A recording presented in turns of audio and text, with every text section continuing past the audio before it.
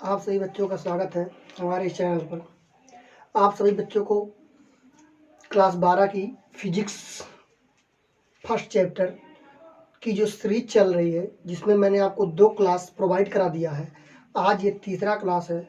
दूसरा क्लास जो था उसका लास्ट टॉपिक जो हमने बताया था, उसमें आप लोग को ये बताया गया था निर्वात या वायु में जो कूलाम का नियम लगता है, F बराबर 1/4 pi epsilon not Q1 Q2 बटे R स्क्वायर। इसको हम समीकरण 1 ए नाम दिए थे, ठीक है।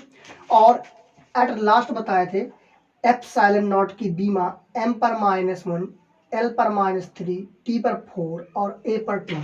ये हमारे दूसरे क्लास के वीडियो को जाकर देखेंगे तो ये पूरा ब्यौरा आपको बताया गया है, स्पष्ट रूप से आप समझ लीजिएगा, ठीक है। ये निर्वात में बल निकाले थे और एप्सिलॉन की बीमा अंततः निकाल चुके थे दूसरे वाले वीडियो में। आप उसको जाके बाकायदा स्पष्ट रूप से देखकर समझिएगा पहला और दूसरा वीडियो, और तब इसके बाद इस तीसरे वीडियो पे आइएगा। आज का तीसरा वीडियो इसी से रिलेटेड कुछ टॉपिक और हम आगे बढ़ेंगे। जैसे अभी हम क्या कर रहे थे कि 2 बिंदु आवेश को क्या कर रहे थे, जैसे आपने यहाँ लिया था Q1 और Q2, 2 बिंदु आवेश को आपने कहाँ रखा था, निर्वात या वायु में रखा था R दूरी पर। अगर जो हम इन्हीं दोनों बिंदु आवेश को किसी माध्यम में ले जाकर रख दे, या इन्हीं दोनों बिंदु आवेशों के बीच में कोई माध्यम लाकर रख दे, जैसे इन दोनों के बीच में कागज लाकर बीच में रख दें, तो वह एक माध्यम हो जाएगा। तो उस माध्यम का एक परावैद्युतांक होता है। जैसे सपोज दैट इन दोनों आवेश को हम मोम में ले जाकर रख दें, मोम इसके बीच में लाकर रख दें, तो मोम क्या करेगा, या इसके कारण जो इस पर बल रहा है या इसके कारण जो इस पर बल लग रहा है कूलाम के नियम के अकॉर्डिंग, तो वो बल को क्या कर देगा, कमजोर कर देगा। जैसे समझिएगा, जैसे बाय द वे मान लेते हैं हम इन दोनों आवेशों को किसी माध्यम में ले जाकर रख दिए, तो इस माध्यम के भी कण होंगे ना, इस माध्यम के भी कण होंगे, छोटे छोटे कण होंगे, और ये कण क्या करेंगे, इस बल, ये बल जो लगा रहा है इस आवेश के बल को क्या करेंगे, माध्यम में बीच में कण आ गए हैं, तो ये माध्यम, अगर जो कोई कण है तो कण में परमाणु होगा, परमाणु होगा तो उसमें इलेक्ट्रॉन प्रोटॉन न्यूट्रॉन होंगे, ठीक है। और वो क्या करेंगे, आवेश जो है वो क्या करेंगे, पोलराइजेशन करेंगे। पोलराइजेशन क्या होता है, ध्रुवण जिसको आप बोलते हैं, ध्रुवण के बारे में हम बताएंगे आगे। मतलब कि ये आवेश को, ये कण क्या करेगा, इसमें से जो आवेश है उसको रोकेगा, यानी ये जो आवेश है इसके कारण जो निकल रहा है बल वो कम करेगा। ये सारे कण क्या करेंगे, इसको कम करेंगे, ठीक है बच्चों। तो ये क्या कर देंगे, अगर जो किसी माध्यम में हम किसी आवेश को ले जाकर रख देंगे तो वो क्या कर देगा, ओवरऑल बल को कम कर देगा। बल को जब कम कर देगा तो इसका अर्थ ये हो गया कि Q1 और Q2 के बीच अगर जो माध्यम आ गया तो हमारा बल क्या हो जाएगा, कमजोर हो जाएगा, दुर्बल हो जाएगा कूलाम के अकॉर्डिंग। कूलाम लॉ ने बताया था। और इस माध्यम के परावैद्युतांक को हम K से प्रदर्शित करते हैं। किससे प्रदर्शित करते हैं, K से। और जितना ज्यादा इस K का मान होगा, यानी जितना ज्यादा ये कण मजबूत सघन रूप में होंगे, उतना ज्यादा इसका मान जितना ज्यादा अधिक होगा उतना ही इस पर बल लगने वाला बल क्या होगा, कमजोर होगा, ठीक है। यानी इस K का मान बढ़ाएंगे तो बल का मान क्या हो जाएगा, कम हो जाएगा। मेरी बात समझ रहे हैं। ये K क्या है, इस माध्यम का परावैद्युतांक है, जिस माध्यम में आप ले जाकर उसको रख देंगे। अभी हमने पढ़ा था निर्वात या वायु के लिए जो बल पढ़ा था, F बराबर 1/4 pi epsilon not Q1 Q2 बटे R स्क्वायर। अब हम क्या पढ़ने वाले हैं कि अगर जो हम इसे किसी माध्यम में ले जाकर रख दें दोनों आवेश को, तब क्या प्रभाव पड़ेगा। तो अब हम इन दोनों आवेशों को किसी माध्यम में ले जाकर रख देंगे तो क्या फर्क पड़ेगा, तो उस माध्यम के व्युत्क्रमानुपाती होता है, जो बल लगने लगता है। अगर जो इन्हीं दोनों बिंदु आवेशों को हम किसी K वाले माध्यम में ले जाकर R ही दूरी पर रख दें तो क्या हो जाएगा बच्चों, यहाँ से आपका जो बल हो जाएगा वो कम हो जाएगा। और ये बल कितना कम हो जाएगा, मान लेता हूँ इस माध्यम का परावैद्युतांक K है तो इसके व्युत्क्रमानुपाती होता है। तो इसका मतलब क्या हो गया कि हमारा जो बल आया F बराबर 1/4 पाई एप्सिलॉन नॉट के से भाग हो जाएगा Q1 Q2 बटे आर स्क्वायर। इसी बल को हम क्या मान लेते हैं, मीडियम का बल, तो इसको हम Fm मानते हैं। मीडियम का मतलब माध्यम होता है, किसी माध्यम में बल हो जाएगा, उस माध्यम का परावर्तन हम K मान लिए, इसको B मान लेते हैं। इस समीकरण को हमने क्या मान लिया, B, दूसरा समीकरण मान लिया, ठीक है। ये माध्यम में, किसी माध्यम में जब ले जाकर हम इन दोनों आवेशों को रख देंगे तब ये फोर्स लगेगा, और जब ये निर्वात या वायु में रखेंगे तो तब यह फोर्स है। यहाँ K की वैल्यू क्या हो गई है, 1 हो गई है। यहाँ के लिए K की वैल्यू कितनी हो गई है बच्चों, 1 हो गई है, जो K नीचे है, ठीक है। तो निर्वात या वायु का जो परावर्तांक का माध्यम का मान होता है वो 1 होता है, ठीक है। ये बात आपके दिमाग में घुस गई होगी। तो इसको हम ए मानते हैं समीकरण को, और इसको बी। यह समीकरण आपको वीडियो नंबर 2 पे मिलेगा, और ये तीसरे वीडियो को आप देख रहे हैं, तो इसके बाद आप देखेंगे। तो यानी कि अगर जो कोई माध्यम, हम किसी माध्यम में ले जाकर इन दोनों बिंदु आवेशों को बीच, इन दोनों बिंदु आवेशों को ले जाकर रख दे रहे हैं, तो उनके बीच क्या हो जाएगा बच्चों, बल कम हो जाएगा। उम्मीद करता हूँ ये बात समझ आई होगी। आगे देखते हैं। तो बच्चों 2 समीकरण मिला, तो दोनों समीकरण को हम क्या करते हैं, डिवाइड करते हैं। समीकरण 1 बटे समीकरण क्या करते हैं, 2 करते हैं। समीकरण 1 और दोनों को, मतलब समीकरण 1 में समीकरण 2 से भाग देते हैं, तो क्या एक संबंध निकल के आता है, इस k का मान निकल के आता है, और इसका, इस k का मान निकल के आएगा, वही पदार्थ का परावर्तांक कहलाएगा। तो हम क्या करते हैं, समीकरण a बटे समीकरण b करते हैं। समीकरण a में f था, और समीकरण b में इस तरफ क्या था, fm था। ये fm क्या है, किसी माध्यम में जब ले जाकर आप आवेश को रख देते हैं, या उसके बीच कोई माध्यम ला कर रख देते हैं, तब उस केस में वह बल लगता है, उसी बल को हम मीडियम का बल कहते हैं, Fm कहते हैं। और यहाँ से F की वैल्यू क्या हो जाएगी, 1/4 pi epsilon not Coulomb's law Q1 Q2 बटे आर स्क्वायर। ये आपने समीकरण इक्वेशन बनाया था, और यहाँ से 1/4 पाई एप्सिलॉन नॉट सिर्फ और सिर्फ यहाँ कैसे डिवाइड हो जाएगा, क्योंकि मीडियम का है, Q1 Q2 बटे आर स्क्वायर। देखिए बच्चों, दूरी हमने नहीं बदला है, आवेश को नहीं बदला है। यहाँ से 1/4 पाई एप्सिलॉन नॉट कट गया, Q1 से Q1 कट गया, R से R कट गया, आर स्क्वायर से। ये के सबसे नीचे कहाँ जाएगा, ऊपर। तो यहाँ से आप एक समीकरण बनाते हैं, F बटे Fm इक्वल टू क्या, के ऊपर जाएगा, यहाँ से ये निकल के आ जाएगा। तो यहाँ से के परावर्तांक की परिभाषा निकल के आती है, किन्हीं दो बिंदु आवेशों के बीच यदि निर्वात है तो उनके बीच जो बल लग रहा है F, और उसे उस माध्यम में ले जाकर जब रख दे रहे हैं, तो उस केस में उस पर लगने वाला बल Fm, इन दोनों का अनुपात जिस माध्यम में ले जाकर आप रखे हैं उस माध्यम के परावर्तांक के बराबर होता है। अगर हम के की परिभाषा बनाना चाहें तो किसी माध्यम का परावर्तांक क्या होता है, निर्वात में रखे दो बिंदु आवेशों के बीच लगने वाला बल, उतनी ही दूरी पर अगर जो उसी माध्यम में ले जाकर हम रख दें तो उसके बीच लगने वाला बल F और Fm का अनुपात क्या कहलाता है, K कहलाता है। इतनी बात उम्मीद करता हूँ समझ आ गई होगी। वीडियो को रोक कर आप आसानी से बना सकते हैं। तो कई परिभाषा यहाँ से ये निकल के आ गई।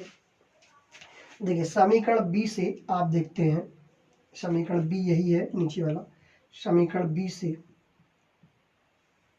से हम क्या करते हैं, ये एप्सिलॉन नॉट इंटू K को एप्सिलॉन से लिखते हैं। तब इस केस में क्या हो जाएगा, एप्सिलॉन नॉट के को हम क्या कहेंगे, एप्सिलॉन बोलेंगे। क्या बोलेंगे बच्चों, एप्सिलॉन बोलेंगे, ठीक है ना। एप्सिलॉन क्या है, माध्यम की विद्युतशीलता है। एप्सिलॉन नॉट क्या था, निर्वात की विद्युतशीलता थी, निर्वात में से कितनी विद्युत क्षेत्र को निकलने दे रही थी। और ये माध्यम, जिस माध्यम में आप ले जाकर आवेश को रखे हैं, वो माध्यम की विद्युतशीलता है। तो यहाँ से एक के की परिभाषा और निकल के आती है, एप्सिलॉन बटे एप्सिलॉन नॉट। एप्सिलॉन बटे एप्सिलॉन, तो इसका क्या मतलब है, एप्सिलॉन का मतलब है माध्यम में विद्युतशीलता,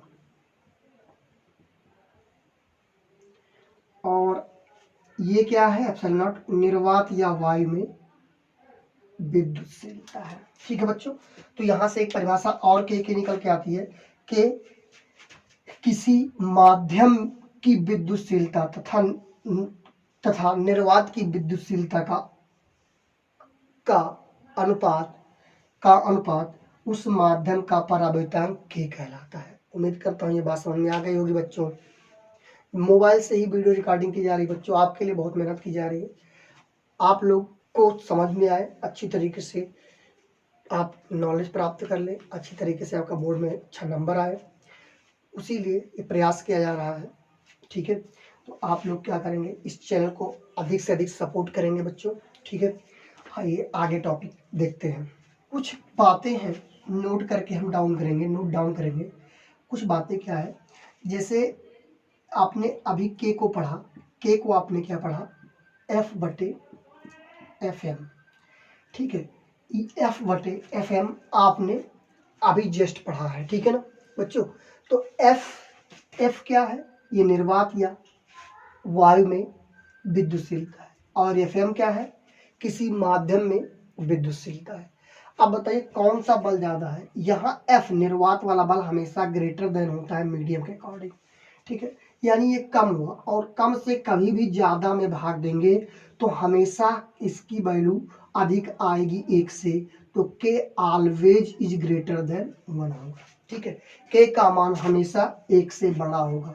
दूसरी बात क्या है, किसी धातु के लिए, कोई अगर जो धातु है तो धातु के लिए K का मान क्या होगा, इन्फिनिटिव होगा। कोई अगर जो धातु है, कोई परावर्तनांक के रूप में अगर जो आपने धातु को चॉइस किया है, तो उस केस में K का मान क्या हो जाएगा, इन्फिनिटिव हो जाएगा। बात क्लियर है, हो गई है। तीसरी नोट क्या है, बहुत इंपॉर्टेंट है। ठीक है, एक होता है क्वार्क्स। क्वार्क्स का नाम आपने सुना होगा, नहीं सुने तो थोड़ा सा हम क्वार्क्स के बारे में बताते हैं। देखिए, जो मूल कण होते हैं, किसी परमाणु का जो मूल कण होता है, क्वार्क्स के बारे में थोड़ा समझिएगा। किसी परमाणु का जो मूल कण होता है, जैसे ये परमाणु है, परमाणु में क्या होगा, नाभिक होगा। नाभिक में कौन होगा, मान लेता हूँ ये परमाणु है, परमाणु में नाभिक होगा। नाभिक में प्रोटॉन और न्यूट्रॉन रहेंगे, और इलेक्ट्रॉन इसके चारों तरफ क्या करते हैं, परिक्रमण करते हैं, चक्कर लगाते हैं, रोटेशन, घूमते रहते हैं, मूव करते रहते हैं, रोटेशन। ठीक है, वृत्तीय गति, सर्कुलर मोशन करते हैं। ठीक है ना बच्चों। अब इस केस में यहां से आपको बताया गया होगा कि इलेक्ट्रॉन पर ऋणावेश होता है, और प्रोटॉन पर धनावेश होता है, और न्यूट्रॉन पर कोई चार्ज नहीं होता है। ठीक है ना, तो ये जो आवेश है, ये आवेश किससे मिलकर बना हुआ है, तो जो मूल कण है उसके आवेश जिससे मिलकर बने होते हैं उसी को हम क्वार्क कहते हैं। क्या कहते हैं, ये जो प्रोटॉन पर आवेश है या इलेक्ट्रॉन पर जो आवेश है, ये जिससे मिलकर बने होते हैं उन्हीं को हम क्या कहते हैं, क्वार्क्स कहते हैं। क्या कहते हैं बच्चों, क्वार्क्स कहते हैं। अब ये क्वार्क्स के बारे में आपने समझ लिया है। अब क्वार्क्स की कुछ बातें और हम बताते हैं। देखिए, क्वार्क्स जो होता है, क्वार्क्स मुख्यतः 6 प्रकार होते हैं। देखिए, क्वार्क्स तो 6 प्रकार के होते हैं। इसके टाइप्स कितने होते हैं, क्वार्क्स के टाइप 6 होते हैं, लेकिन मेन कितने होते हैं, मेन कितने होते हैं, मुख्य कितने होते हैं, मुख्य होते हैं 2। एक होता है अप क्वार्क्स, और एक होता है डाउन क्वार्क्स। बात क्लियर है। तो क्वार्क्स मुख्यतः कितने होते हैं, 6। ये क्वार्क्स के टाइप्स, प्रकार कितने हैं, 6, लेकिन मुख्यतः मेन कितने हैं, 2। एक होता है अप क्वार्क्स और एक होता है डाउन क्वार्क्स। ठीक है ना। देखिए, अप क्वार्क्स बच्चों, अप क्वार्क्स पर जो आवेश होता है, अप क्वार्क पर जो आवेश होता है वह होता है +2/3 इलेक्ट्रॉन, प्लस में 2/3 इलेक्ट्रॉन। और डाउन क्वार्क पर जो आवेश होता है वो माइनस में 1/3 इलेक्ट्रॉन के बराबर होता है। तो क्वार्क्स क्या होता है, जो मूल कण के जो आवेश होते हैं जिससे मिलकर बने होते हैं उसी को हम क्वार्क्स कहते हैं। क्वार्क्स के प्रकार 6 हैं, लेकिन परंतु मेन क्वार्क्स क्या है, अप क्वार्क्स और डाउन क्वार्क्स है। देखिए, इस अप क्वार्क्स को हम प्लस में रखते हैं और डाउन क्वार्क को हम माइनस में लेते हैं। अप क्वार्क का मान होता है +2/3 इलेक्ट्रॉन, और डाउन क्वार्क्स का मान होता है -1/3। इतनी बात क्लियर है? ठीक है। अब देखिए बच्चों, प्रोटॉन में क्वार्क होते हैं। देखिए प्रोटॉन में कितने क्वार्क होते हैं? प्रोटॉन में 3 क्वार्क होते हैं। प्रोटॉन में कितने क्वार्क होते हैं? 3 क्वार्क होते हैं। ये आप नोट डाउन करते हुए चलेंगे। प्रोटॉन में कितने क्वार्क होते हैं? 3 क्वार्क होते हैं। देखिए प्रोटॉन कितने क्वार्कों से मिलकर बना होता है? 3 क्वार्कों से मिलकर। प्रोटॉन पर आवेश धनावेश 1 होता है, तो 3 क्वार्कों से मिलकर बना होता है। 2 होता है अप क्वार्क, 2 होता है अप क्वार्क और 1 होता है डाउन क्वार्क। 2 अप क्वार्क और 1 डाउन क्वार्क। इसीलिए हम इसे लिखते हैं UUD। UUD क्या लिखते हैं? UUD, up up down. बात क्लियर है? समझ गए?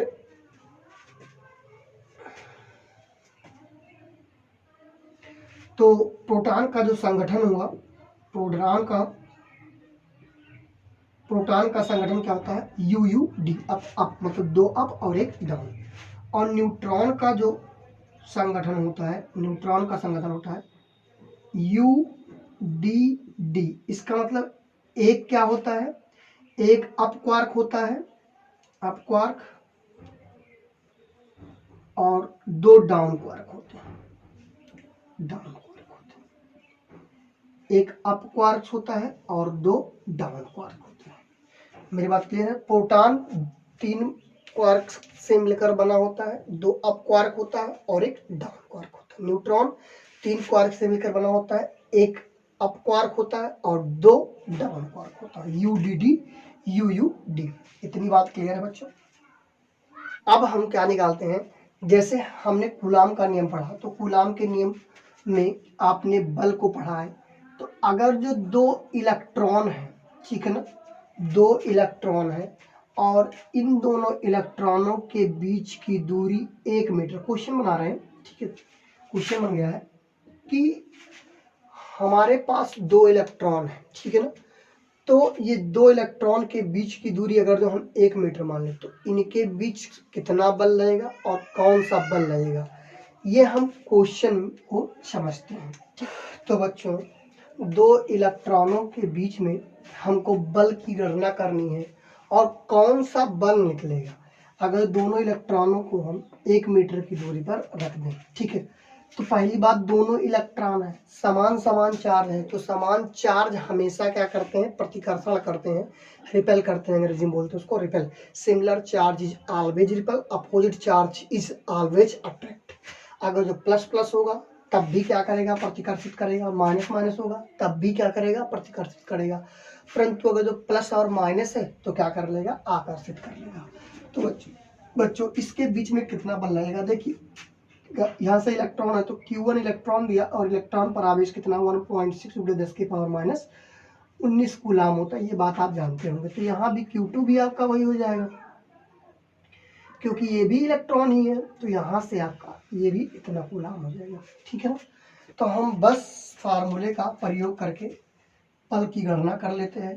तो 1/4πε0 Q1 Q2 बटे R², ठीक है ना, R², ये इसका मान होगा। और F यहाँ से अगर हम कैलकुलेट करेंगे तो 1/4πε0 की वैल्यू आप लोग को बहुत अच्छी तरीके से बताई गई, 9 × 10⁹ न्यूटन प्रति कूलाम स्क्वायर होता है, और Q न्यूटन मीटर स्क्वायर प्रति कूलाम स्क्वायर होता है।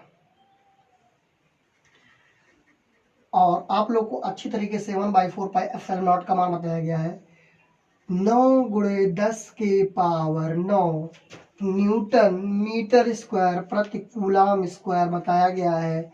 Q1 Q2 का मान 1.6 × 10⁻⁻19 × 1.6 × 10⁻⁻19 बटे 1 मीटर, तो 1 का स्क्वायर लगा दीजिए। देखिए यहाँ इस 16 का यानी 16 का 16 में देखिए 2 अंक दशमलव है, तो पहले 16 का 16 में मल्टीप्लाई करेंगे तो 9 × 16 होता है 256 होता है, और 2 अंक बाद दशमलव लगा देंगे तो ये इतना हो जाएगा पूरे 10 के पावर। ध्यान से देखिए 19 × 38, क्योंकि ये आधार, ये आपका आधार और ये आधार तीनों आपस में बराबर है, तो घात को आपस में जोड़ लेते हैं। 19 19 38 हो जाएगा, माइनस में 9 घटा देंगे तो क्या हो जाएगा, माइनस में 29 आ जाएगा। ये आपका मान, इसका हम गुणा करेंगे तो इसकी वैल्यू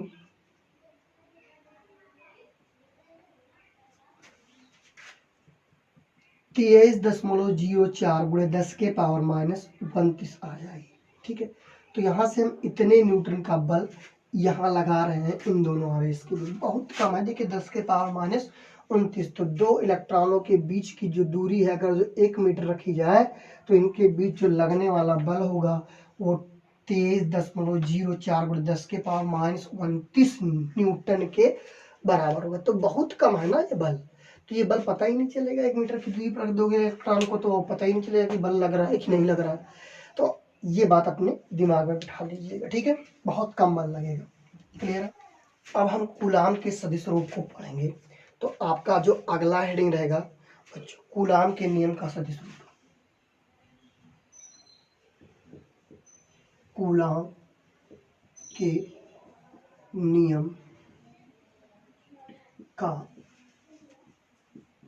सदिश रूप, इसको अंग्रेजी में बोलते हैं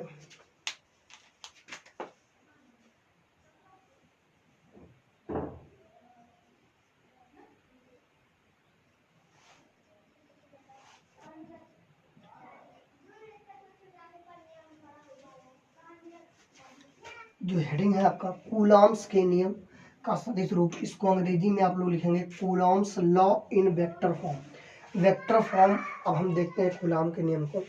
कूलाम के नियम को हम वेक्टर रूप में कैसे कैलकुलेट करेंगे। देखिए वेक्टर मतलब सदिश, तो हमको कूलाम, चूंकि बल है तो बल एक सदिश राशि है। कूलाम के नियम में बल लगा है दो आवेशों के, तो उसका हम सदिश वेक्टर कैसे निकालेंगे, सदिश रूप कैसे दिखाएंगे। एक नंबर में पूछ लेता है ये कि कूलाम के सूत्र का यानी फार्मूले का सदिश रूप लिखिए। तो इसको आप थोड़ा सा समझिएगा। पहले हम आप लोग को एक पॉइंट बता दें, कभी भी सदिश रूप किसी का लिखते थे तो आपको एक पढ़ाया गया होगा एकांक कैप। एकांक कैप आप लोगों को कक्षा 11 पढ़ाया गया वेक्टर में। ये क्या होता है, अगर जो कोई एक वेक्टर है ए, उस वेक्टर के परिमाण से अगर जो हम क्या कर दें, भाग दे दें, तो किसके बराबर होता है, एक कैप के बराबर होता है। और यही दिशा को निरूपित करता है। किसको निरूपित करता है, दिशा को निरूपित करता है। अगर जो हम कैप लगा दे रहे हैं तो वह दिशा को बताएगा। ये बात अपने दिमाग में बिठा लीजिए। ठीक है, अब हम आसानी से कूलाम के नियम को पढ़ सकते हैं। देखिए पहले थोड़ी सी बात आपको बता दें, जैसे अगर जो हम वेक्टर फॉर्म देखें, जैसे हम कोई बिंदु यहाँ रख दें और कोई बिंदु यहाँ रख दें और इनके बीच की दूरी हमको निकालनी है, तो पहले आप क्या करते हैं, यहाँ से इसकी दूरी r1 मान लें और इसकी दूरी आप क्या मान लें, r2 मान लें। ठीक है ना, और ये दूरी आपको r लेनी है, तो इस दूरी और इसको हम r2 माने। तो कैसे, क्योंकि हमको सदिश लेना है तो इसको हम काउंट कहाँ से करें, गिने कहाँ से, तो मूल बिंदु से हम गिनते हैं। तो यहाँ से मूल बिंदु से इसकी दूरी r1 और इसकी दूरी r2 मान लेते हैं। अब अगर जो हम सदिश वेक्टर का यूज करें तो यहाँ से ये डायरेक्शन ये डायरेक्शन, तो अगर जो हम देखें तो यहाँ से हम r1 प्लस r, मतलब नोक और जहाँ सिर मिलता है उन दोनों को आपस में जोड़कर जहाँ नोक नोक मिल रहा है, ठीक है, सिर सिर जहाँ मिल रहा है उसके बराबर कर देते हैं, तो ये r2 निकल के आता है। तो r की वैल्यू कितनी हो जाती है, r2 माइनस r1 हो जाती है। पक्षांतर करेंगे तो ये दूरी आप निकालोगे तो r2 में से r1 को घटा दो। ठीक है ना, इस तरीके से हम उन्हीं दो बिंदु आवेशों को रखेंगे और दूरी आप कैलकुलेट करेंगे कहाँ से, मूल बिंदु से। ठीक है, दूरी का मान कहाँ से रखेंगे, मूल बिंदु से रखेंगे, तो ये r1 हो जाएगा और ये r2 हो जाएगा।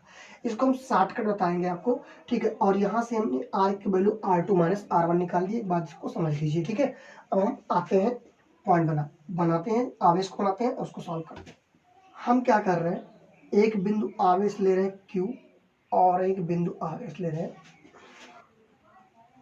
ये Q1 हो गया, ये Q2 हो गया। ठीक है, अब आपको इसके बीच की दूरी, देखिए सदिश वेक्टर पढ़ने के लिए आप पहले क्या करेंगे, इसके बीच की दूरी को हम परिमाण ऑफ r मान लेते हैं। ठीक है ना, अब देखिए ये इस पर बल लगाएगा, दोनों प्लस प्लस है। यहाँ देखिएगा Q1, Q2 जो है इज ग्रेटर देन 0, मतलब Q1 और Q2 का मान जीरो से बड़ा है, इसका मतलब दोनों पॉजिटिव है, ठीक है ना। अच्छा, अगर जो ये इस पर बल लगा रहा है दूसरे पर, ये प्रतिकर्षित करेगा इसको और ये वाला प्रतिकर्षित करेगा इसको, तो बिल्कुल इसकी अनुदिश लगाएगा। एफ ये दूसरे पर बल लगा रहा है पहले का, और ये भी इस पर बल लगाएगा, इसका नाम है F12, अर्थात पहले पर लग रहा है दूसरे का, ठीक है, बल। अच्छा, अगर जो आप इधर से इधर जा रहे हैं तो बल ये हो जाएगा, तो इसकी दूरी R2 की तरफ चल रहे हैं तो क्या हो जाएगा, R2 माइनस R1 हो जाएगा। ये सदिश वेक्टर के लिए आप मूल बिंदु से काउंट करेंगे और इसकी दिशा इस दिशा में होगी। अगर जब इधर से इधर बल लगा रहे हैं तो इसकी दूरी कितनी हो जाएगी, R2 की, देखिए इधर से इधर, तो अंतिम क्या हुआ R1, तो यानी कि Q1 हुआ, तो R1 माइनस R2 ये हो जाएगी इसकी दिशा। इसकी दिशा आपकी ये हो जाएगी। लेकिन यहाँ अगर जो हम आर परिमाण निकालेंगे, दोनों का मान निकालेंगे, परिमाण कर देंगे, ये आर है इसके बीच की दूरी और ये मूल बिंदु से ही ली गई है बच्चों, अभी जो मैंने बताया आपको। तो ये आप कह सकते हैं R2 माइनस R1 परिमाण, या इसी को R1 माइनस R2 परिमाण के बराबर कर सकते हैं। तो ये आप अपने दिमाग में बिठा लीजिए, इसको हम कैलकुलेट करके रख सकते हैं, ठीक है। तो यहाँ से आप क्या करते हैं, अब हम निकालते हैं Q2 के कारण Q1 पर बल। तो Q2 के कारण Q1 पर बल कितना लग रहा है बताइए। Q2 के कारण Q1 पर बल कितना लग रहा है, F12 लग रहा है, ठीक है ना। दोनों के बीच की दूरी आपने परिमाण ऑफ मॉड ऑफ आर मान ली है। तो यहां से क्या हो जाएगा देखिएगा बच्चों, 1/4 पाई एप्सिलॉन नॉट, ठीक है ना। कितना हो जाएगा, निर्वात की बात हो रही है अभी, कितना, Q1 Q2 बटे आर मॉड का होल स्क्वायर। अब ये इस तरफ आ रहा है तो ये रखेंगे फिलहाल, और यहाँ सदिश वेक्टर ले रहे हैं इसीलिए हम आर कैप से क्या कर दे रहे हैं, गुणा कर दे रहे हैं, तो सदिश का दिशा हो जाएगी। और ये दिशा किस तरफ है, इस तरफ से इस तरफ की ओर, ठीक है। बात क्लियर है।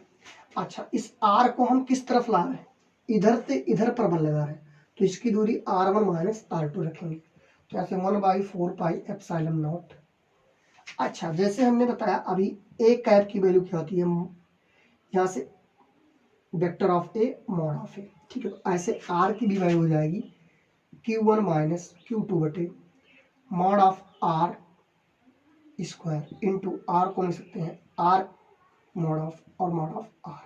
तो यहाँ से ये आर क्यूब की वैल्यू हो जाएगी, तो यहाँ से 1F2 हो जाएगा कितना, 1/4 pi epsilon not Q1 Q2 बटे, देखिए ये इंटू आर वेक्टर है और इसका इसमें गुणा कर देंगे तो आर के पावर क्यूब हो जाएगा into R of vector of R, ये दिशा को निरूपित कर दिया। अब देखिए चूंकि हम जानते हैं वेक्टर ऑफ आर अगर जो लिख रहे हैं दिशा इसकी किस तरफ है, इस तरफ, तो क्या हो जाएगा vector of are R1 minus R2 हो जाएगा, ठीक है ना। अच्छा, अगर जो हम कहें मॉड ऑफ आर क्या हो जाएगा, तो ये भी हो जाएगा R1 माइनस R2 जो वेक्टर है इसका मॉड, ठीक है ना। मेरी बात क्लियर है, मॉड लगा रहे हैं तो मॉड हो जाएगा। तो यहाँ से आपका जो बल निकल के आ जाएगा 1/4 pi epsilon not Q1 Q2 बटे mod of R1 minus R2 के मॉड के power cube into R1 minus R2। तो देखिए सिंपल हो गया, यही आपका वेक्टर रूप है। चाहे आप इसको लिख लीजिए और चाहे आप इसको लिख लीजिए, दोनों बात एक ही है, वेक्टर फॉर्म है, लेकिन ये F12 है। इसी प्रकार आप क्या कर सकते हैं, इसी प्रकार आप क्या कर सकते हैं, F21 भी निकाल सकते हैं, Q1 के कारण Q2 पर बल, सेम डिक्टो फार्मूला होगा, बस फर्क क्या होगा, ये इधर हो जाएगा और ये इधर हो जाएगा, क्योंकि आप इस दिशा में जाएंगे तो R2 माइनस R1 रख दें और सब कुछ यही फार्मूला लगेगा, ठीक। 1/4 pi epsilon not Q1 Q2 बटे mod of R cube into vector of R, यहाँ से 2 1 है तो F21 क्या हो जाएगा, 1/4 pi epsilon not Q1 Q2 बटे इस परिमाण का मान क्या ले सकते हैं, R2 minus R1 vector mod of cube कर देंगे इंटू इसको R2 माइनस R1 वेक्टर कर सकते हैं, ठीक है। इस तरीके से आप ये सदिश रूप निकाल सकते हैं F12 और F12 और F21। यहाँ यही आपका कूलाम का सदिश रूप है। आप ये भी लिख सकते हैं तब भी सही, ये भी लिख सकते हैं तब भी सही, और ये भी लिख सकते हैं तब भी सही। यानी अगर जो ये निकाल रहे हैं F12 तो इस दिशा में निकालेंगे और उस दिशा में F21 निकालेंगे। मेरी बात क्लियर हो चुकी है, क्योंकि ये इस पर भी बल लगाएगा और ये इस पर भी बल लगाएगा। अच्छा, एक चीज और इसमें देखें कि ये वाले बल में क्या फर्क है कि क्या हो रहा है, बस R1 माइनस R2 आ रहा है, यानी दिशा का सिर्फ फर्क हो रहा है कि यह इस दिशा में और यह इस दिशा में। तो इसका मतलब क्या है, इसका मतलब यह है कि जो हमारा F12 है सिर्फ और सिर्फ क्या है, माइनस में 2F1 के बराबर। सिर्फ दिशा बदल रही है, दिशा का मतलब माइनस चिन्ह, ठीक है, दिशा बदल रही है। तो यानी इसका मतलब हो गया ये बल इस तरफ लग रहा है और ये बल इस तरफ लग रहा है। तो न्यूटन के तीसरे नियम का भी पालन करता है कूलाम का सदिश रूप। तो कूलाम का जो सदिश रूप है वो न्यूटन के तृतीय नियम की भी व्याख्या कर रहा है। यहाँ से ये स्पष्ट हो रहा है। उम्मीद करता हूँ ये बात समझ में आई होगी। जहाँ दिक्कत हो वहाँ कमेंट करिएगा बच्चों, और हमारे इस चैनल को अधिक से अधिक सपोर्ट करिए ताकि हमको भी और अच्छे वीडियो बनाकर प्रोवाइड करने की, क्योंकि ये फ्री ऑफ कॉस्ट चल रहा है यूट्यूब पर। तो आप बच्चों इतना सपोर्ट करिए कि हम अधिक से अधिक वीडियो आपको प्रोवाइड करें, यहाँ तक कि पूरे सिलेबस को कवर कर ले जाएं। जब आपका सपोर्ट रहेगा तो हम आसानी से पूरे चैप्टर को कवर कर ले जाएंगे। उम्मीद है आपको ये बातें समझ में आई होंगी बच्चों। जहाँ कहीं दिक्कत हो वहाँ कमेंट करिएगा, और इसके बाद की टॉपिक आपको अगले वीडियो में प्रोवाइड कराई जाएगी। जय हिंद, जय भारत।